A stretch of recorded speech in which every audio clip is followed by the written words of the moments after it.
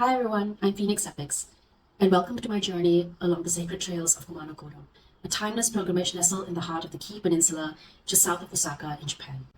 It's where pilgrims have sought spiritual enlightenment and inner peace for centuries, visiting three majestic shrines or grand daisha along these ancient trails. And although I've traveled to Japan many times, this is the first time that I truly immersed myself in rural Japan, and seeing the quaint charm of small towns really made me fall in love with Japan. And to this day, it's one of my most favorite travel experiences to date. Kumano Kodo isn't just for the devout though. It's an opportunity to reconnect with nature and experience forest bathing or shinrin-rokyu, and also to discover the cultural richness of temples and shrines scattered along the way. You can go to Kumano Kodo any time of year, but timing my visit during Sakura season was a stroke of luck, and it allowed me to walk beneath flowering cherry blossom trees in the crisp, cool air. So really a refreshing and enchanting experience. I made this trip as part of a longer 10-day journey, starting in Kyoto and then heading to the Arashiyama Bamboo Grove, and then to Osaka and Koyasan. Now, I highly recommend going to Arashiyama and also Koyasan, but today I'm just going to focus on the Kumano Kodo section of the trip. I've also been to Nakasendo, which is another pilgrimage route, and if you're interested in that, just comment in the section below. But that's for another day.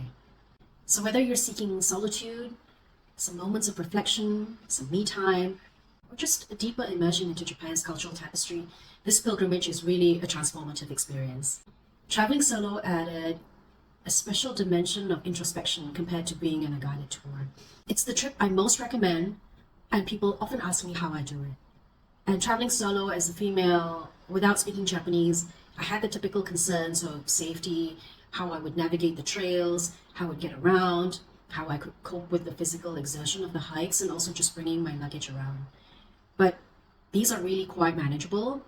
So for those considering this journey, I'll share tips on how to make this happen and help you prepare for your own meaningful pilgrimage along Kumano Kodo. Enjoy. The most important resource, if not the only website you will need, is this one, the Tanabe City Kumano Tourism Bureau, tb-kumano.jp.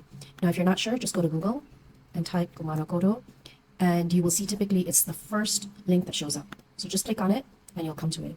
It's a very, really helpful resource because it shows you all about the history, some key routes that you can pick from. And if you just scroll down, this is a really important section where you get maps.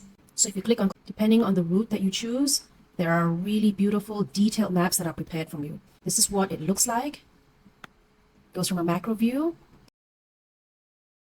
even toilet stops, camping grounds, and specific details zoomed in. This is really helpful. Print it out beforehand if you want to go on your own. When you come back to the main page, if you want to book accommodation here, they just show you all the types of accommodation that you can have, from higher end ryokan to simpler minshuku. And you can really support local owners by booking directly from the site. When you click on the accommodations list, you can immediately see, based on the location, the types and prices and services provided by each accommodation.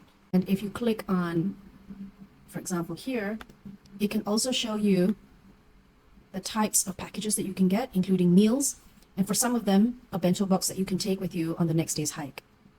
What's also really helpful is this section. If you go to resources, one of the most important services that you can have is this one, the luggage shuttle and storage. This is a service that picks up your luggage from your existing hotel in the morning and delivers it to your next hotel at night. So it can show you all the stops here and how you can book in advance. And it also shows you the rate, maybe for a medium size, about $10 per day. So this is a really helpful service to help give you peace of mind that you can hike freely and easily with a light day pack, but that your luggage will be safe and sound at your next destination. A really helpful website, and you can get it in multiple languages.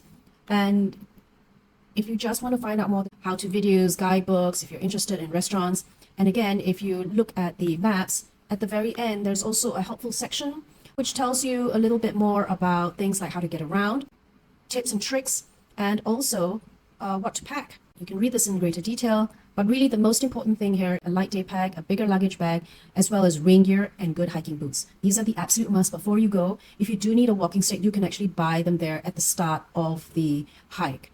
Check it out. This is a super helpful one. Again, the website is tb-kumano.jp, and happy surfing. I chose the Nakahechi route, which is the most common one, but with a slight modification to make it even more interesting. So this is a 5-day, 4-night trip, starting in the west in Takijiri and going east. I like this trip because it covers all 3 Grand Taisha, but with diverse scenery along the way. And I position it such that it starts on day 1. It's a teaser with a light hike in the mountains, and then on day 2, that's the most demanding day, but it's almost like you're working through the pilgrimage. And then on day 3, you're finally rewarded because you get to see your first Grand Taisha, and then you also stay overnight at Yunomino Onsen, which is a hot springs town, so that you sort of soak and ease and relax. And then from day 4 is when I made the modification. So this is what allowed me to take a traditional boat ride down the Kumano River, and I also ended up staying additionally on Nakanoshima Island. So it's a different experience because you're taking a ferry across the sea, and then you also get fresh seafood and seaside views. And then the last day is when you end up going to what I feel is the most beautiful Grand Taisha, along with a waterfall, the Kumano Nachi Taisha. And this trip was manageable in terms of pace, but also very beautiful with diverse scenery, which made it very, very interesting. And along the way, you get to see smaller shrines in addition to the Grand Taisha, but not so many that you get templed out. So it's really a nice mix of nature as well as culture. And on each day during the hikes, I think I saw maybe less than 10 people along the way, which is nice enough to give you that sense of serenity and that you have the place to yourself, but that you're not so far away from civilization where it becomes a little bit scary. So I highly recommend this route and this trip. So if you need to figure out how to get around, you can use the webpage again to plan your transport. Just click on the transport tab and you can see a map showing links to how you can plan your travel via local buses, by train, or also by airplane, and the various routes and options that you can take along the way. Important thing to note is that the key transport gateway at the start of the hike is the town of Tanabe or Ki Tanabe. And when you finish the route, you end off at Ki Katsura. So whether your endpoint in Japan is Osaka or Kyoto or even Tokyo, make sure you make your way to Tanabe at the start and then exit from Ki Katsura. And to these bigger towns, you typically can take a train. If you click here, again, they will show you what expresses to take from which city and how long it takes. And if you want to find the train schedules, click on jorudan.co. And here, essentially, you can figure out how to. So if you're going to Kitanabe, so just search, and you will see all the various trains pop up, and you can book online. Once you get into Kitanabe, then you need to look at bus routes. Click on local buses and scroll down, and you will see many routes which take you within the small towns of the route.